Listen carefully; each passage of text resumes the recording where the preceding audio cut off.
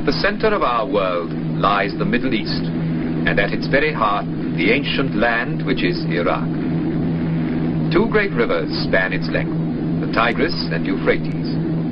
In the plain, made rich and fertile by their waters, the earliest civilizations known to man were born. Out of this ancient heritage, the citizens of one of the world's youngest nations are building a new life and a modern state.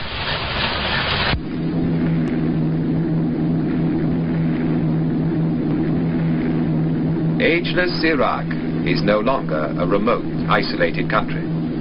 Today, she is a main junction linking the East and West.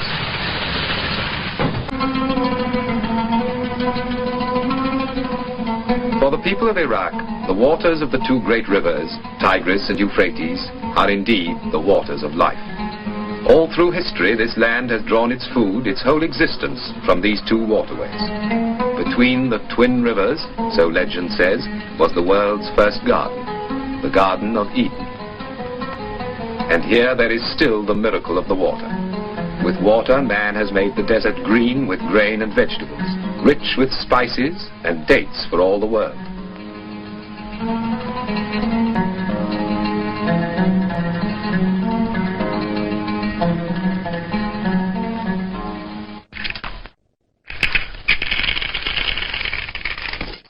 Without the water of the two great rivers, and without the skill that makes them serve the land, much of Iraq would be a desert.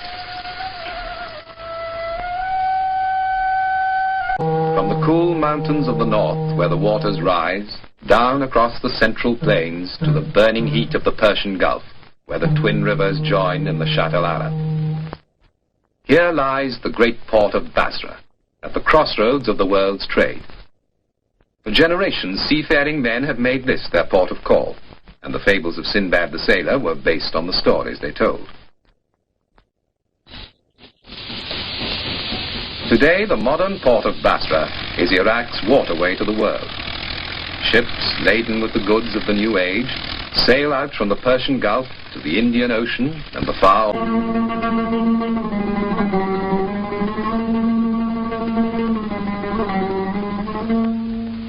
And yet, within a few minutes flying time of Basra, is a strangely different world. You're back in another age. Here, amid lakes and marshes, water has created a way of life all its own.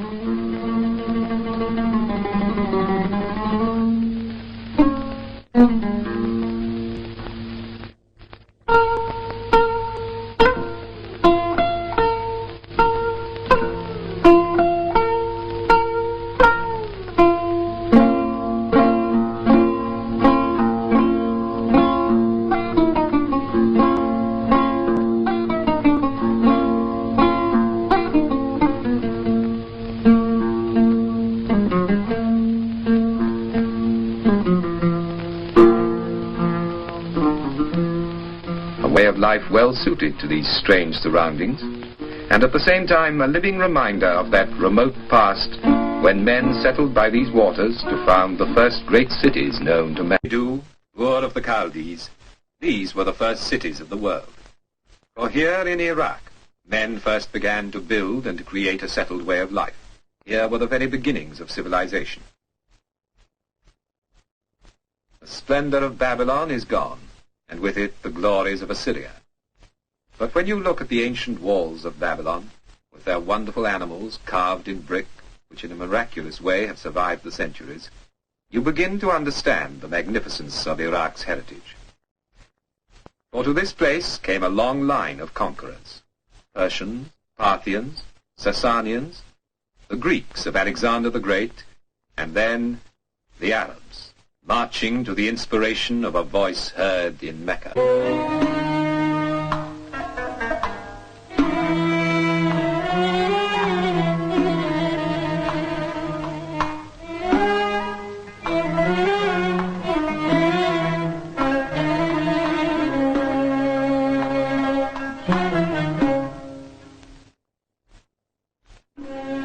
The people of Iraq became like Cain, wanderers upon the face of the earth, and the desert reclaimed the land that men had made fruitful.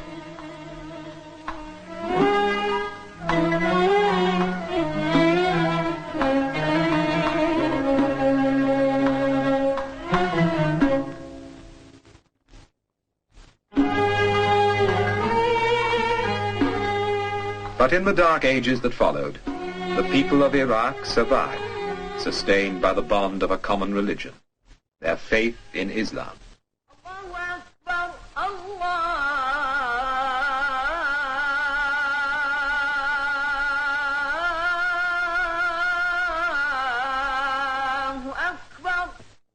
أشهد أن لا إله إلا الله أشهد أن محمدا.